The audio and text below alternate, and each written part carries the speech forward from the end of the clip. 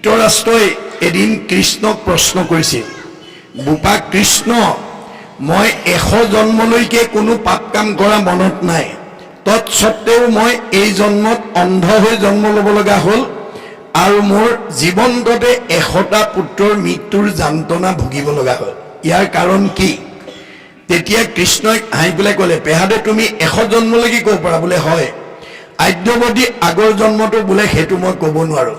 তেতিয়াহ'লে তোমাক কওঁ শুনা, তুমি 100 জন্মৰ পূৰ্বতো ৰজাই আছিলা। এদিন মৃগয়া কৰিবৰ কাৰণে তুমি সৈন্য সামন্ত লৈ এখন অৰণ্যত প্ৰৱেশ কৰিলা আৰু প্ৰৱেশ কৰাৰ লগে লগে তোমাৰ চকুৰ আগত এটা নুদুকা পহু দেখা পালা। তোমাৰ লোলুপ দৃষ্টি ইমান বাঢ়ি গ'ল যে সৈন্য সামন্তলৈ অপেক্ষা নকৰি ধনুত গুণ দি তোনৰ পৰা শৰ উলিয়াই লৈ তুমি পহুটো শৰবিদ্ধ কৰিবৰ কাৰণে খেদি গ'লা। পহুটোৱে উমান পাই নিজৰ জীৱন বচাবৰ কাৰণে বিদ্যুৎ বেগেৰে অৰণ্যৰ মাজলৈ দৌৰ মাৰিলে আৰু তুমি পিছে পিছে খেদি নিলা। খেদি খেদি নি অতব্য অৰণ্যৰ মাজমজিয়াত প্ৰৱেশ কৰিলা।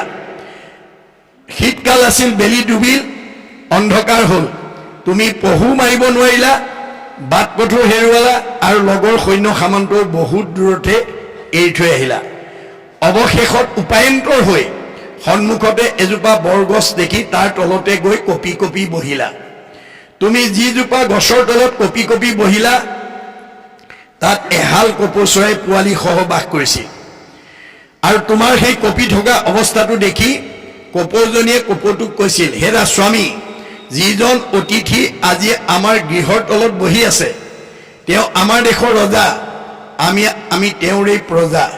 দৈবাত তেওঁ আজি আহি আমাৰ গৃহৰ অতিথি হৈছে আৰু বৰ্তমান তেওঁ মানে জাৰত কম্পমান হৈ আছে। অনতি পলমে তুমি তেওঁক অকণমান জুইৰ ব্যৱস্থা দিয়া। ভাৰজাৰ কথা শুনি কপৌটো উৰা মাৰি গৈ পাহাৰৰ দাঁতিত গছে গছে ঘহনি খাই জুই লগা অৰ্ধদগ্ধ অগ্নিৰ টুকুৰা এটা আনি তেওঁৰ সন্মুখত পেলাই দিলে। জুইকণ পোৱাৰ লগে লগে আনন্দ মনেৰে শুকান জাবৰ জোঁথৰ গোটাই দপদপকৈ জুই ফুৱালে, যাৰ নিবাৰণ হ'ল। কিন্তু গোটেই দিনটো যে পহুৰ পিছত দৌৰি ফুৰিছিল তেওঁ ভোক অনুভৱ হ'ল। ভোক অনুভৱ হোৱা দেখি কপৌজনীয়ে পুনৰ কপৌটোক ক'লে, হেৰা স্বামী, তুমি অতিথিৰ এটা সৎকাৰ কৰিলা, কিন্তু বৰ্তমান তেওঁ ভোকত আতুৰ হৈ আছে। অনতি পলমে তেওঁক এটা ফল মূলৰ যোগান ধৰা। ভাৰজাৰ কথা শুনি স্বামীয়ে ক'লে, হে ভাৰজা, ইমান অন্ধকাৰ ৰাতি, মধ্যম ৰাতি, মই কোনোপধ্যে তেওঁক ফল মূলৰ যোগান ধৰিব নোৱাৰোঁ। গতিকে তুমি এইটোত অসন্তুষ্ট নহবা। তেতিয়া ভাৰজাই ক'লে, তেনেহ'লে তুমি এই পোৱালীকেইটাৰ তত্বাৱধান লোৱা, মই নিজৰ প্ৰাণ বিসৰ্জন দি হ'লেও অতিথিৰ সৎকাৰ কৰোঁ। এইবুলি তেওঁ মৃত্যুৰ ফালে আগবাঢ়ি আহোঁতে স্বামীয়ে বাধা দি ক'লে, ৰ'বা ৰ'বা ভাৰজা, পৃথিৱীত আটাইতকৈ যদি ডাঙৰ বস্তু আছে তেতিয়াহ'লে পুত্ৰৰ প্ৰতি মাতৃৰ স্নেহ।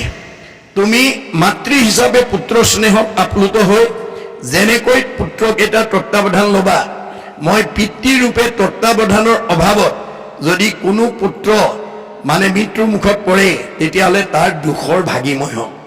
গতিকে তুমিয়েই পুত্ৰকেইটাৰ তত্বাৱধান লোৱা আৰু তোমাৰ আদেশ মানি মই নিজৰ প্ৰাণ বিসৰ্জন দি অতিথি সৎকাৰ কৰোঁ। এইবুলি তেওঁ মধ্যম ৰাতি তোমাৰ জুইকুৰাৰ ওপৰত জাপ মাৰি পৰি দিলে। পৰাৰ লগে লগে তুমি থাপ মাৰি ডৌকাত ধৰি ওপৰলৈ উঠাই আনি মনতে ভাবিলা যে ইমান মধ্যম ৰাতি এটা যেতিয়া কপৌ চৰাই পৰিছে, ইয়াত নিশ্চয় আৰু বহুত কপৌ চৰাই আছে। তোমাৰ পুনৰ বিয়াত সুলভ মনোভাৱটো জাগ্ৰত হৈ গ'ল আৰু মনতে ভাবিলা, ইয়াক যদি এৰি দিয়া যায় ই পলাব।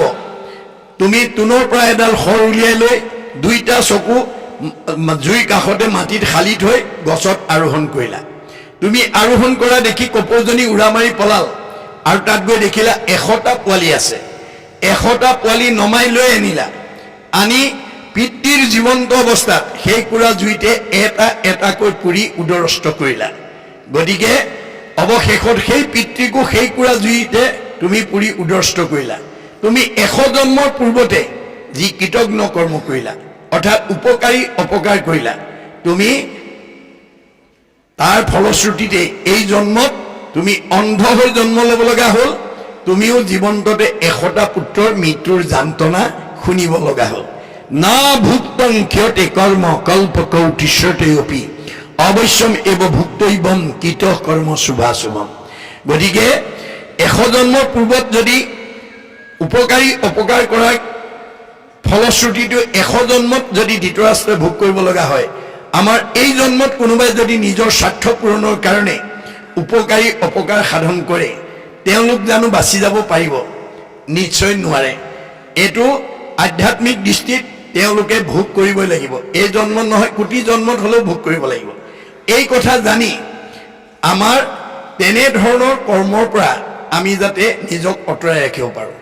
আজি তেওঁলোকে সেই কথাটো উপলব্ধি নকৰাৰ কাৰণে উপকাৰীকে অপকাৰ কৰি নিজৰো অনিষ্ট হৈছে আৰু সমাজৰো অনিষ্ট সাধন কৰিছে গতিকে এইটোৰ পৰা কেতিয়াও তেওঁলোকে ৰেহাই নাপাব ইয়াৰ ফল ভোগ কৰিবই লাগিব কোটি জন্মত হলেও ভোগ কৰিব লাগিব এয়া হৈছে ভাগৱতৰ দৰ্শন ভাগৱতে কৈছে যে আমি কৰা কৰ্মৰ ভাল আৰু বেয়া ফলটো আমি ভোগ কৰিবই লাগিব তাৰ আমি শাস্তি পাবই লাগিব সৎ কাম কৰিলে সৎ ফল আৰু অসৎ কাম কৰিলে অসৎ ফল ইয়াৰ পৰা কোনো ৰেহাই নাপায় সেইকাৰণে আমি তেনে ধৰণৰ মানে সমাজৰ দহৰ অপকাৰ হোৱা কাৰোবাৰ অনিষ্ট হোৱা কৰ্মত যাতে আমি আত্মনিয়োগ কৰিব লগা নহয় তাৰ প্ৰতি আমাক ভাগৱতে আঙুলিয়াই থৈ গৈছে আৰু শেষত কৈছে হেন জানি মহাবুদ্ধিমন্ত যিটো জন ভকতিৰ মাত্ৰ অৰ্থে মাত্ৰ কৰোক যতন আমাৰ যিসকল বুদ্ধিমন্ত মানুহ তেওঁলোকে সদায় আজিৰ দৰে ভক্তি পথৰ প্ৰতি সদায় অনুৰাগী হৈ থাকিব